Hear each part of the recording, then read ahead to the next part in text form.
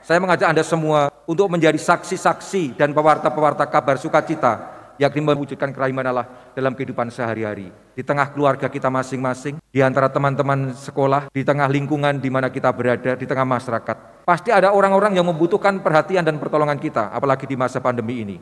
Maka mari kita semua mohon anugerah Roh Kudus, agar dengan Roh Kudus itu kita semakin dimampukan, sekaligus semakin dekat dengan Yesus Kristus yang menjadi junjungan kita, dan sekaligus semakin dekat dengan sesama kita, dengan memberikan perhatian, memberikan kasih, dan mengulurkan bantuan yang dibutuhkan oleh mereka semua. Mudah-mudahan dengan cara ini kita bisa menjadi orang-orang yang semakin dewasa di dalam iman, dan Roh Kudus yang dicurahkan pada kita hari ini sungguh-sungguh berkarya. Dalam nama Bapa dan Putera dan Roh Kudus.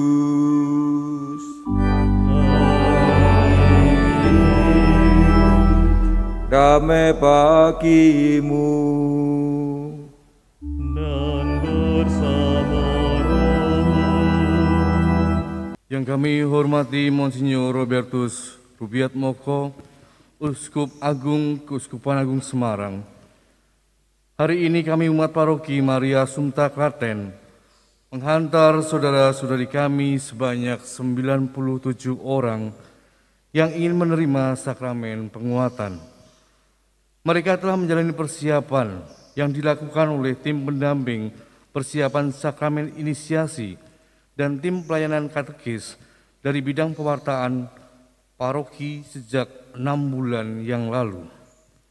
Dari pengamatan kami, mereka pantas untuk menerima sakramen penguatan sebagai kepenuhan inisiasi Kristiani, agar semakin kokoh keanggotaan mereka dalam gereja Kristus. Mereka didampingi para wali penguatan pilihan mereka yang sudah mendapat pembinaan khusus sebelumnya. Maka dengan rendah hati kami mohon agar Bapak Uskup berkenan menerimakan sakramen penguatan dalam perayaan Ekaristi ini. Romo, Bapak Ibu dan seluruh umat paroki Klaten yang saya cintai, selamat pagi berkah dalem. Selamat pagi berkah dalem. Pada pagi hari ini pertama-tama saya mengucapkan banyak terima kasih kepada Anda semua, khususnya kepada para pembina, para katekis, para guru agama yang telah mempersiapkan ke-97 calon penerima penguatan ini dengan sebaik mungkin. Dengan sangat serius, panjenengan semua telah terlibat mempersiapkan mereka semua agar menjadi orang-orang Katolik yang dewasa dalam iman, yang siap untuk menjadi saksi-saksi Kristus di tengah masyarakat, menjadi pewarta-pewarta kabar sukacita, pewarta kerahiman Tuhan. Maka terima kasih atas partisipasi panjenengan dalam karya penggembalaan kami di Keuskupan Agung Semarang ini. Dan dengan sukacita, dengan gembira saya mengabulkan permohonan panjenengan semua untuk nanti menerimakan sakramen penguatan bagi ke-97 saudara-saudari kita ini. Sekarang marilah kita mempersiapkan hati dan budi kita untuk seluruh perayaan ini dengan terlebih dahulu mohon rahmat pengampunan Tuhan atas segala dosa dan kekurangan kita, agar kita semua dilayakkan ikut serta dalam perjamuan kudus ini. Semoga Allah yang Maha Kuasa mengasihani kita, mengampuni dosa-dosa kita, dan mengantar kita semua sampai ke hidup yang kekal. Amin. Romo, Bapak Ibu, saudara-saudariku, khususnya calon penerima sakramen penguatan yang saya cintai, selamat pagi berkah dalem. Selamat pagi berkah dalem. Bagaimana kabarnya? Luar biasa. Baik, semua sehat? Sudah sarapan belum? Belum. Ada yang belum ya? Tenang saja, di rumah Bapak ada banyak makanan. Gimana suasana hati hari ini? Gembira, bersukacita? Tenang ya, bersukacita ya. Saya pun juga demikian. Setelah sekian lama terjadi penundaan-penundaan untuk penguatan, akhirnya hari ini kita juga mempunyai kesempatan untuk penerimaan sakramen penguatan. Panjenengan semua sudah ditunda berapa kali? Tahun lalu harusnya atau tahun ini harusnya? Harusnya tahun lalu ya, jadi sudah ditunda 1 kali ya. Syukur pada Tuhan cuma 1 kali. Beberapa paroki ada yang sampai 2 kali, bahkan ada yang mengalami 3 kali penundaan. Mesake tenan. Ya, maka hari ini kita semua bersukacita, bergembira karena akhirnya Tuhan memberikan kita kesempatan untuk penerimaan sakramen penguatan di paroki ini. Bahkan penerimaannya pun dilakukan secara sangat istimewa. Kalau di paroki-paroki lain cuma 1 kali untuk semuanya, paroki kita ini sampai berapa kali? 7 kali. Pagi ini ada di Senden, ada di Ketandan dan di sini. Nanti sore 3 kali di Senden, kemudian Ketandan dan di sini. Kemudian Senin sore masih ada lagi di sini. 7 kali sendiri, hebat luar biasa ya. Ini semua karena anggota atau calon penerima penguatan sangat banyak sekali, 500-an orang. Maka ini merupakan anugerah yang diberikan kepada kita semua. Dan untuk itulah kita berani siap atau rela untuk membuat persiapan yang sangat serius, sangat panjang. Bahkan sampai 6 bulan berturut-turut kita melakukan persiapan. Ini sangat luar biasa. Tentu hal ini menimbulkan pertanyaan dalam diri saya. Kok panjenengan semua gelem-geleme, rela-relanya untuk membuat persiapan yang panjang itu. Bahkan sejak tahun yang lalu sampai sekarang ini. Janjane sing diperjuangkan ki apa to? Apa? Yang dicari nopo niki? Atau yang diharapkan apa? Tidak mengharapkan apa-apa? Diam kabeh. Iya, susah ngomong karena pakai masker ya. Ya, saya tahu. Panjenengan semua memperjuangkan ini semua karena ingin mendapatkan atau menerima anugerah istimewa, yakni anugerah Roh Kudus dari Tuhan sendiri. Dan inilah yang menjadi kekasan dari sakramen penguatan, yakni pencurahan Roh Kudus kepada kita masing-masing yang diurapi.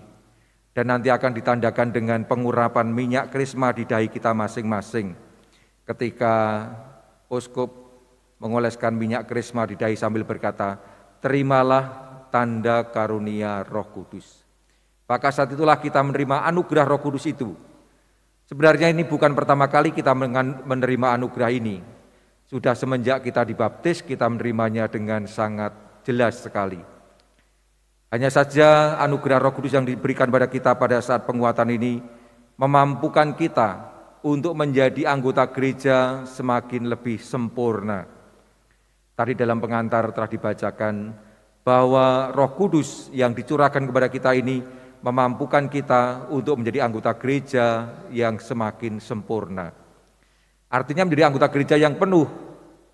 Dan kepenuhan itu tentu saja nanti membawa konsekuensi.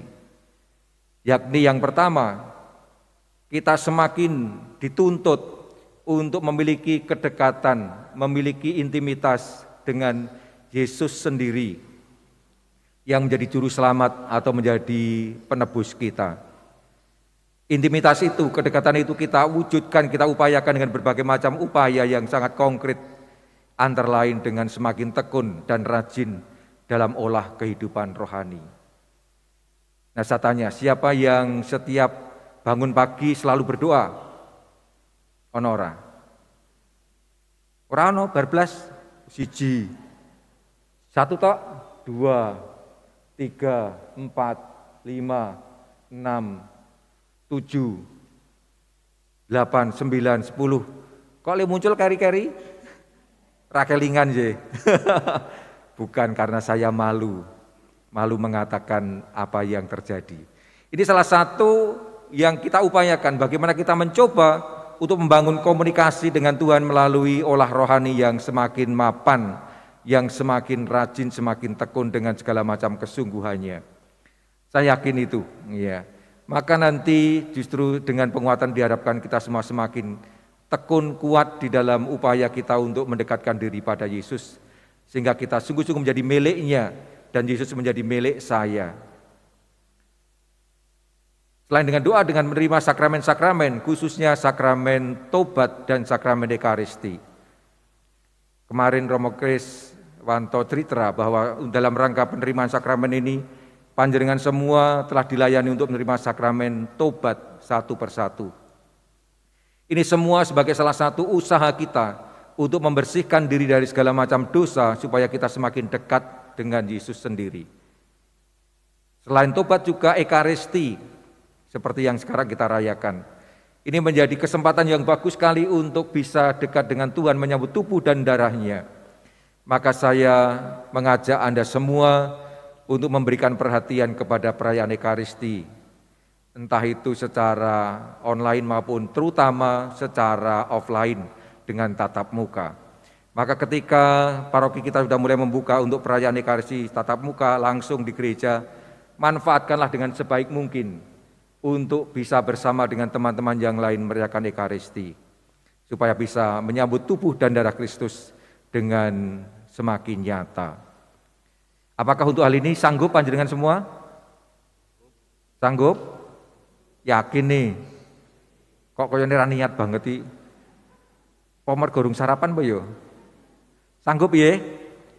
Sanggup ya, terutama yang muda-muda ini kalau saya memperhatikan data di Keuskupan Agung Semarang, data umat yang ikut Ekaristi secara tatap muka, itu ternyata yang muda-muda itu prosentase kehadirannya sangat kecil. Padahal jumlahnya sangat banyak. Ya. Maka ini salah satu tantangan kita, ajakan kita, dan harapan saya, supaya memanfaatkan ini sebagai salah satu usaha kita untuk semakin bisa dekat dengan Tuhan. Karena ini menjadi konsekuensi dari kesempurnaan kita sebagai anggota gereja. Ini yang pertama.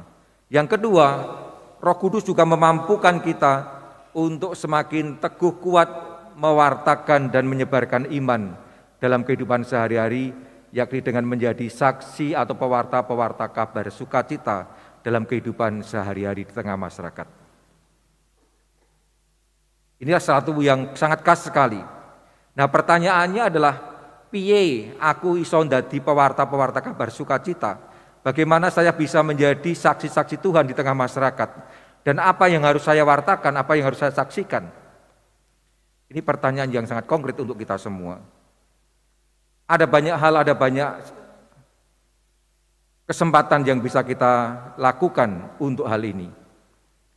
Hari ini bacaan-bacaan yang kita dengarkan dari bacaan pertama dan Injil yang dikutip dari kitab Nabi Yesaya dan Injil Santo Markus, dua-duanya mengajak kita semua untuk menghadirkan kerajaan Allah, yakni dengan mewujudkan kerahiman Allah dalam kehidupan kita sehari-hari. Dalam bacaan yang pertama, Nabi Yesaya mengungkapkan dengan sangat tegas dan bagus sekali, penuh pengharapan. Jangan takut, karena Allah akan datang dan menolong serta memberikan ganjaran kepada kita semua.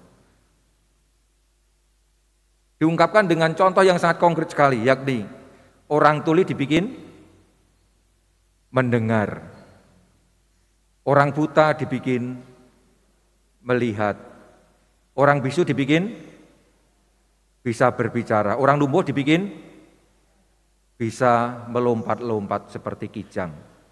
Ini semua merupakan salah satu tanda betapa Allah itu sangat rahim kepada kita semua, khususnya kepada umatnya yang berada dalam kondisi situasi kesesakan hidup, yang dalam situasi kondisi kesusahan atau kesulitan. Kita bisa membayangkan orang yang buta itu piye rasane ya? Ana sing tahu ngalami kebutaan? Enggak ada ya. Nate beleken. Nate piye rasane? Pedes gitu. Kalau buka mata kena sinar matahari rasanya tajam sekali, sakit sekali ya. Pasti orang yang buta apalagi pasti akan mengalami kesulitan yang luar biasa karena tidak bisa melihat segala sesuatunya dengan terang. Ya, adanya kegelapan dan kalau melaku jalan tumak-tumu, kadang nabrak-nabrak, kesandung-sandung, bahkan membutuhkan pertolongan orang lain. Inilah salah satu contoh, mungkin bukan orang yang buta secara fisik, namun kita bisa menjumpai orang-orang yang buta dalam kehidupan sehari-hari, yakni ketika orang itu mengalami kegelapan hidup, orang ngerti arah hidup, mengalami kelimbungan, orang ngerti kudu mlaku neng ndi, numak-numuk, dan bahkan nabrak-nabrak, nubras-nubras. Inilah orang yang bisa mendapatkan, yang perlu mendapatkan perhatian kita. Yang kedua, orang yang lumpuh. Orang yang lumpuh. Ada yang mengalami kelumpuhan? Enggak ada ya. Ini pas ada ibu di depan kita yang sedang sakit ini. Sakit apa ibu? Patah tulang. Rasanya piye bu? Sedih ya? Susah nggih? Karena tindakan yang dimana mau pergi kemana aja susah. Harus pakai krek, berat ya kan? Tidak bisa lincah, susah sekali. Betapa membahagiakan kalau bisa sembuh total ya kan? Nah, kita doakan ya nanti ya supaya ibu kita ini bisa lekas kuat dan sembuh kembali. Ini pengalaman yang sangat konkret sekali, apalagi kalau mengalami kelumpuhan. Mungkin ada anggota keluarga kita yang sedang stroke, yang kena stroke, seperti kakak saya. Pengennya iso ngadeg, iso berjalan lagi, pengennya cepat-cepat berkegiatan seperti dahulu kala, namun raiso. Akhirnya yang muncul adalah rasa anyel, mangkel, nangis. Karena apa? Karena tidak bisa mewujudkan keinginannya bisa selincah yang dulu. Inilah orang-orang yang bisa kita jumpai dalam kehidupan sehari-hari, entah yang lumpuh secara fisik maupun lumpuh secara non-fisik, yaitu orang-orang yang mengalami kelumpuhan hidup karena berbagai macam alasan. Mungkin selama masa pandemi ini mengalami kelumpuhan karena tidak punya pekerjaan lagi, tidak punya penghasilan lagi, tidak mempunyai kemampuan untuk membayar sekolah anak-anaknya, atau yang lain-lain. Inilah orang-orang yang perlu mendapatkan sapaan kita untuk mewujudkan kerahiman Tuhan. Yang lain lagi adalah orang yang tuli. Orang yang tuli itu termasuk orang yang susah loh. Seperti saya itu kan rada tuli, rada budek saya itu. Kalau ada orang yang ngomong lirih, saya, "Apa? Hah? Mbok baleni meneh." Itu ada rasa kadang-kadang bikin jengkel. Apalagi kok ngomong kok ora cetha marai mangkel, ya kan? Nah, inilah salah satu contoh kehidupan kita. Mungkin ada bukan orang yang tuli secara fisik, namun mungkin kita bisa menemukan di antara saudara-saudari kita yang tuli dalam arti sing ora iso ngrungokke dengan baik. Inilah orang-orang yang perlu mendapatkan sapaan kita. Dan juga yang bisu, nggak bisa ngomong. Orang yang bisu nggak bisa ngomong itu juga mengalami kesusahan yang luar biasa. Ketika misalnya saja ada orang yang stroke, ya, nggak bisa ngomong dengan jelas. Eneng mung mangkel, pengen ngomong suatu raiso, nulis yo raiso, akhirnya mung wisane mung nangis, merebes mili karena apa? Karena tidak bisa mengungkapkan sesuatu dengan baik. Dan tidak bisa istilahnya berkomunikasi dengan baik. Saudara-saudara yang terkasih, kita semua sebagai saksi-saksi Tuhan ada begitu banyak hal yang bisa kita buat, khususnya kepada mereka yang mengalami kesesakan hidup, mengalami kesulitan hidup. Yesus dalam bacaan Injil hari ini memberikan contoh yang sangat konkret sekali, bagaimana dia berhadapan dengan orang yang bisu dan tuli sekaligus. Dia dengan penuh kasih, dengan penuh perhatian mencoba menyapanya dengan mengoleskan ludah di lidahnya dan berkata Efata. Ini semua merupakan ungkapan kasih yang sangat mendalam untuk menunjukkan kerahiman Tuhan kepada orang-orang yang mengalami kesulitan. Maka saya mengajak Anda semua untuk menjadi saksi-saksi dan pewarta-pewarta kabar sukacita, yakni membawa kerahiman, mewujudkan kerahiman Allah dalam kehidupan sehari-hari.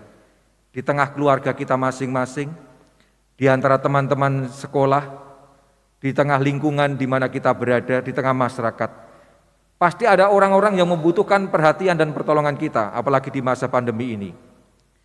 Maka mari kita semua mohon anugerah Roh Kudus, agar dengan Roh Kudus itu kita semakin dimampukan, sekaligus makin dekat dengan Yesus Kristus yang menjadi junjungan kita, dan sekaligus semakin dekat dengan sesama kita dengan memberikan perhatian, memberikan kasih, dan mengulurkan bantuan yang dibutuhkan oleh mereka semua. Mudah-mudahan dengan cara ini kita bisa menjadi orang-orang yang semakin dewasa di dalam iman, dan Roh Kudus yang dicurahkan pada kita hari ini sungguh-sungguh berkarya dan mendapatkan respon yang positif dari kita masing-masing. Karena itu marilah kita berdiam diri sejenak untuk mohon anugerah Roh Kudus bagi kita masing-masing.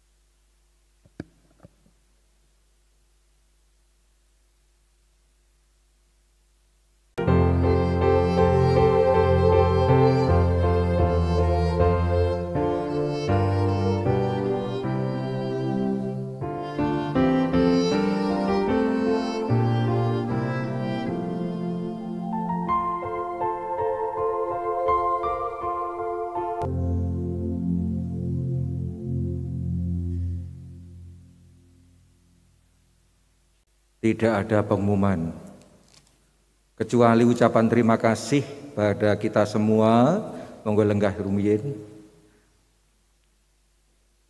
atas seluruh penyelenggaraan perayaan Ekaristi penerimaan penguatan pada pagi hari ini. Maka pertama-tama saya mengucapkan selamat dan propesiat kepada panjenengan Krismawan Krismawati yang telah diperkenankan untuk menerima sakramen penguatan. Tentu gereja sangat bergembira, sangat bahagia karena dengan hadirnya Krismawan Krismawati baru ini berarti semakin banyak orang-orang dewasa dalam iman yang siap untuk menjadi pewarta kabar sukacita. Semoga harapan gereja ini terwujud betul dalam kehidupan kita, yakni membantu kita untuk semakin aktif dalam kegiatan hidup menggereja dan bermasyarakat. Maka saya berharap banyak kepada Krismawan Krismawati, khususnya yang muda-muda, agar setelah ini jangan sampai lalu ndelik, ya, delik, ndekem neng omah wae, dan tidak aktif dalam kegiatan menggereja. Justru sekarang ini harapan kami dengan penguatan kita semakin dimampukan untuk keluar dari rumah, keluar dari diri sendiri untuk memberikan pelayanan bagi Allah dan gerejanya. Maka saya berharap nanti khususnya yang muda-muda ini setelah ini semakin aktif dalam kegiatan sehari-hari, baik di lingkungan, di wilayah maupun di paroki dengan segala macam kontribusi yang bisa kita berikan. Siap ye? Siap nggih? Ya, siap tenanan ini. Maka nanti Romo Krisna tolong mereka dipantau ya Romo ya. Siap. Nah, ini. Karena ini menjadi salah satu harapan gereja yang sangat nyata. Dan orang-orang muda merupakan harapan gereja yang sungguh-sungguh menjadi tulang punggung gereja untuk masa depan. Maka manfaatkan kesempatan dengan sebaik mungkin. Terima kasih kepada para pembina, para guru yang telah mempersiapkan dengan sebaik mungkin untuk perayaan ini dengan segala macam bentuk pembinaannya selama ini. Tentu saja nanti dibantu oleh para wali penguatan, panjenengan masih diharapkan untuk mendampingi dalam perjalanan iman selanjutnya. Karena itu kalau bisa WA group yang ada, sudah ada ya WA group ya? Nah, kalau ada dipertahankan dan dijadikan sarana untuk komunikasi satu sama lain, supaya dari sana kita bisa sharing pengalaman, sharing kegembiraan dan bahkan duka juga bisa kita sharingkan, dan juga bisa membangun jejaring satu sama lain. Sopo ngerti loh, dari kelompok ini nanti ketemu jodoh, lumayan loh, rasa golek neng dindi, gitu, rasa golek neng alun-alun, gitu. Sudah kenal ya kan, wis podo-podo dewasane, podo-podo katolike, wis podo ngertine, wis lek doh bobojoan di antara kita. Bagus ini, ide yang bagus ini. Kalau nanti ada 5 pasang dari mereka ini, dari kita 5 pasang pengen nikah bareng, iso tak ijabke. Felix. Felix Monsinyur. Siapa Romo? Felix. Nah, Mana Felix? yang gelar foto-foto. Nah itu. Oh ini pantesan dia tadi nginjan-nginjen wae. Udah mulai ire-ire itu Mas Felix ini. Itu. Nah ini salah satu kegunaannya, termasuk nanti WA Group bisa menjadi sarana untuk pembelajaran, ajakan berbagai macam kegiatan. Dan terima kasih untuk wali penguatan yang telah menyediakan diri untuk mendampingi. Tugas panjenengan tidak selesai di sini, sebaliknya baru mulai hari ini untuk mendampingi Krismawan Krismawati ini dalam menghidupi iman. Maka tolong mereka dibawa dalam doa. Kalau mulai lelah, mulai loyo, atau bahkan melarikan diri dari gereja, tolong untuk diingatkan, dituntun kembali, diajak kembali kepada gereja dan Tuhan. Ngaten nggih, untuk wali penguatan tugas panjenengan tidak ringan karena membantu orang tua dalam mendampingi perjalanan iman para Krismawan Krismawati. Dan terima kasih untuk semua petugas liturgi, untuk lektor, untuk prodiakon, dan khususnya untuk anggota KUR yang menyanyi dengan sangat bagus sekali. Tepuk tangan untuk mereka semua.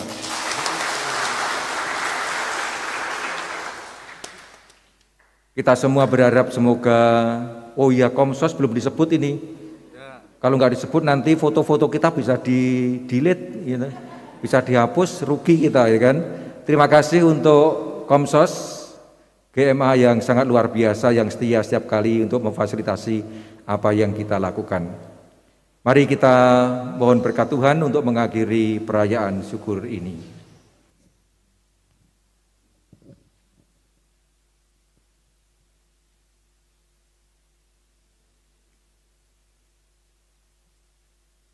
Tuhan bersamamu. Dan bersama rohmu. Saudara sekalian, Allah pangkal cahaya sejati telah menerangi hati para murid dengan mencurahkan roh penghibur. Semoga ia mengembirakan hati saudara dengan berkat-Nya dan melimpahi saudara dengan karunia Roh Kudus.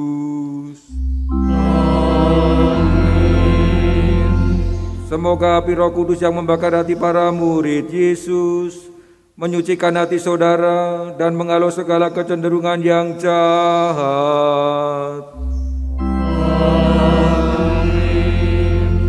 Semoga Roh Kudus yang mempersatukan aneka bahasa dalam pengakuan iman yang sama membuat saudara bertekun dalam iman dan karenanya kelak menikmati kebahagiaan yang saudara harapkan.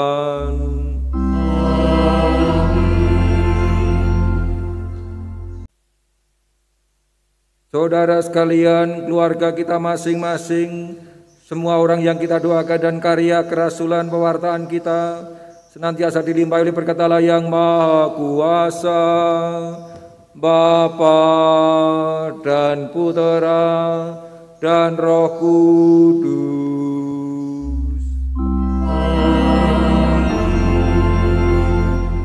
Saudara-saudariku yang terkasih, dengan demikian peran syukur kita sudah selesai. Syukur kepada Allah. Marilah kita pulang untuk menjadi pewarta-pewarta kerahiman Tuhan.